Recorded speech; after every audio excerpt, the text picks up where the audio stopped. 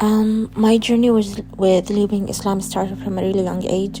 We studied 4 to 5 religious subjects in school, and it was all mandatory.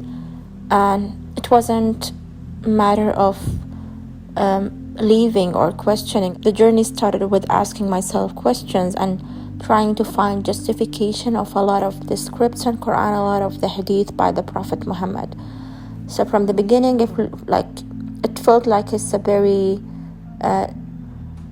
hateful towards women, because from the beginning, if you're born, there is something that called aqiqah, which is what they sacrifice for the newborn as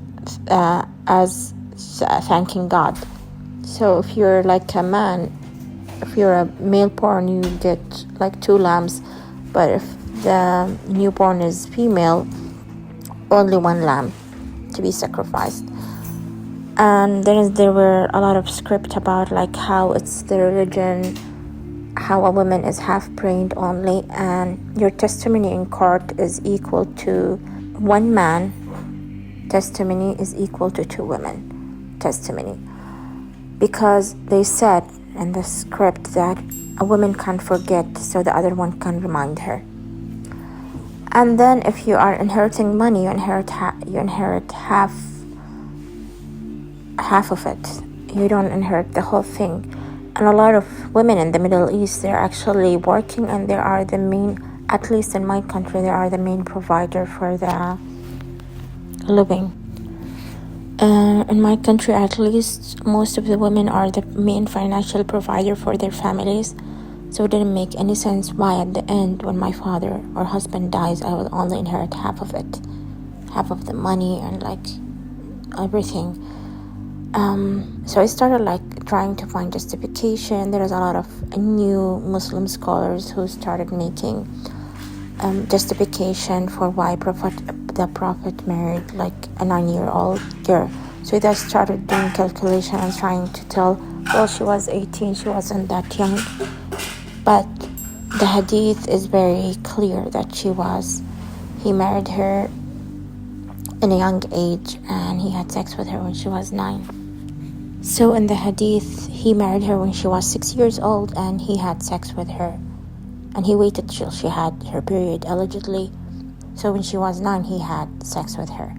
And she was the daughter of his friends. So this was really disgusting. And all the new scholars who tried to justify it and go around it with many, many theories didn't make any sense. But like at time, because it's very clear, the script is very clear in the hadith. So when I was young, whenever it was the praying time, because according to hadith, you should beat your children if they're 7 years and above and didn't pray. You tell them to pray from a young age till they reach 7. So when they reach 7 and they don't, you should beat them. So my mother started doing that because she found out that I was lying, and I was just putting the praying mat and everything around it and pretending that I just prayed. So she was watching me, and she found out that I wasn't. So I got a lot of beating at 8 years old. I continued to pray and fast, and I've been to Hajj 4 times in 4 years in a row working there, and it wasn't spiritual for me and didn't feel Allah or whatever. So in 2016, because I just stopped praying and fasting, because I felt like I'm doing it without any purpose, and it didn't make me feel good. And before that, I had my questions, but I kept brushing everything away. There is a lot of script also in Quran that doesn't make any sense, and some surahs start with Alif Lam Mim, and that's a bunch of letters. Doesn't make. So whenever we were studying it, our teacher used to tell us this is only Allah knows the meaning of these things. But it's like the Prophet got really tired, and he just made a bunch of letters in the beginning or something, because he was out of words. When I reached and I seeked asylum at the airport, I was held at the airport camp with other people. So other Muslims, they knew that I'm Arabic and I come from Saudi Arabia, so they tried to talk to me. And I talked to them, which was fine at the beginning. But then one of them, a Moroccan lady, started talking about other sects in Islam and how it's really fake. So she told me if she ever knew that someone is from another sect, which is Shia sect, she will stone them. So I asked her, why is that? She said, because they're changing the true Islamic religion. So that was really shocking, because someone with that mentality is coming for a free country in Europe to practice their hate and their ignorance and spread it all over.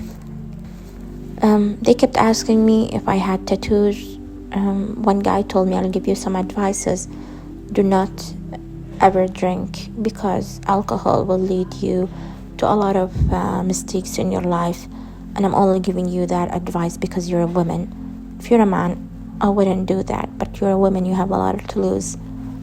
So I just shook my head, and I couldn't wait really to leave that hellhole with them.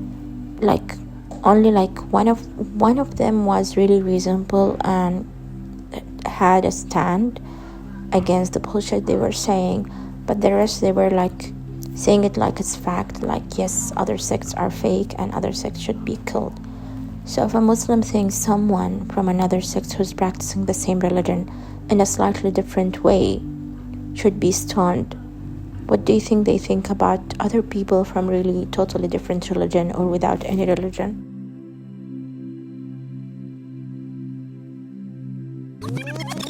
So if a Muslim thinks someone from another sect who's practicing the same religion in a slightly different way should be stoned, what do you think they think about other people from really totally different religion or without any religion?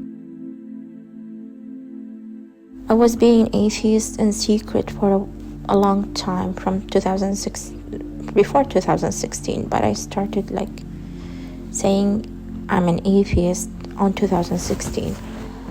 But I had to fake praying, and I had to pretend that I'm fasting because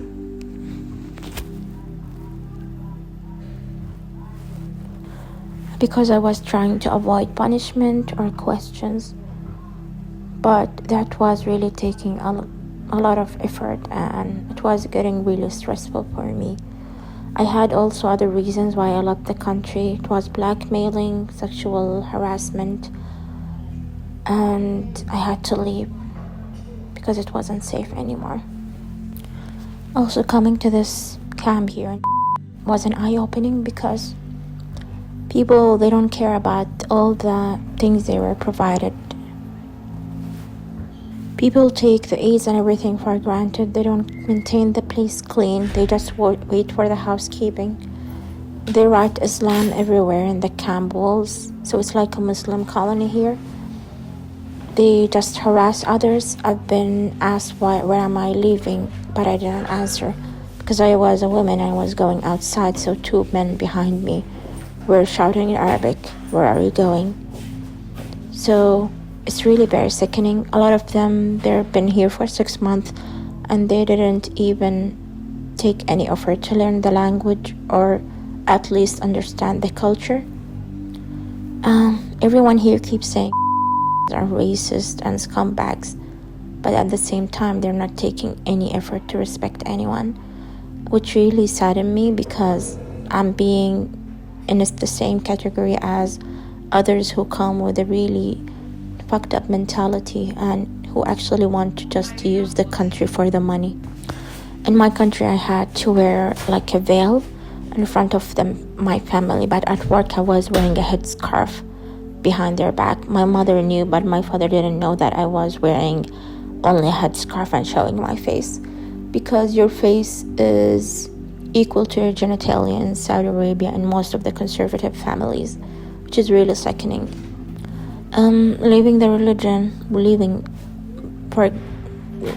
to be honest, leaving the Islamic cult was a very hard decision for me because I was born in it and it was around me, and I was in a country that is an Islamic country that is living by Sharia law. So it was one of the hardest things, one of the hardest decisions in my life, because I had to really make sure that this is the right decision. But of course, like when I saw online, there's a lot of ex-Muslims and Saudi atheists from the same region and the same country, that made me feel like I'm not alone, and my questions were right and were at place, because they taught us in school you cannot question Allah, you cannot question God, and you cannot question the Islam. And whenever you have a question in your heart, you should pray for God to take those questions away, because those questions and those doubts are from Satan and from the demons. So it was like, just practice the religion and keep your mind closed to everything. On September 11, when the terrorist attack happened, my father actually brought a cake and he was celebrating. Everyone in our neighborhood was celebrating in September 11, which is then later on, everyone was really happy. The V sign for victory being displayed in East Jerusalem today among jubilant Palestinians that the United States had been subject to this. We're seeing people applauding, clapping, smiling.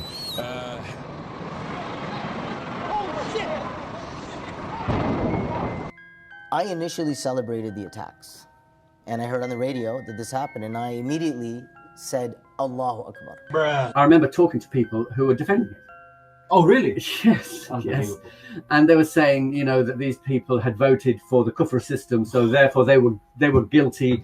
And they quoted a hadith about that the Prophet had been catapulting a city which had innocents in it. And one of them said, but what about the people who are not fighters? And the Prophet replied, they are of them.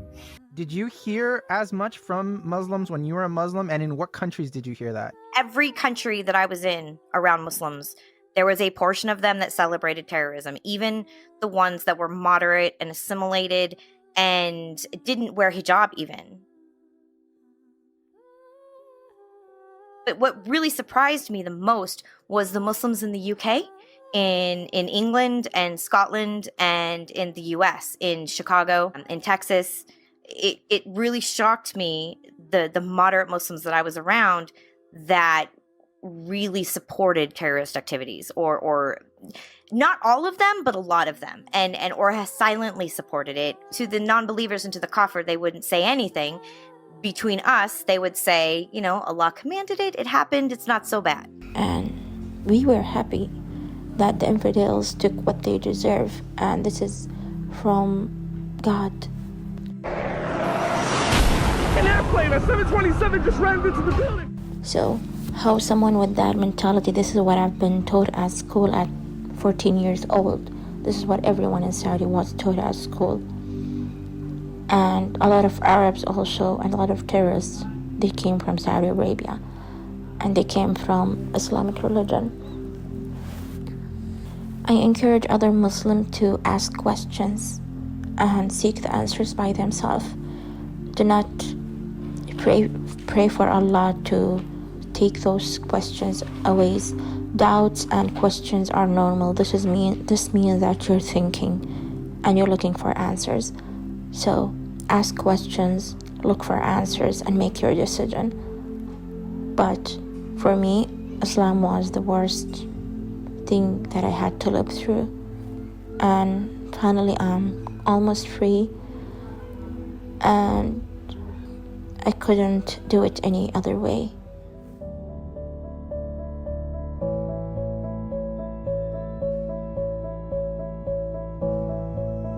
And finally, I'm almost free. And I couldn't do it any other way.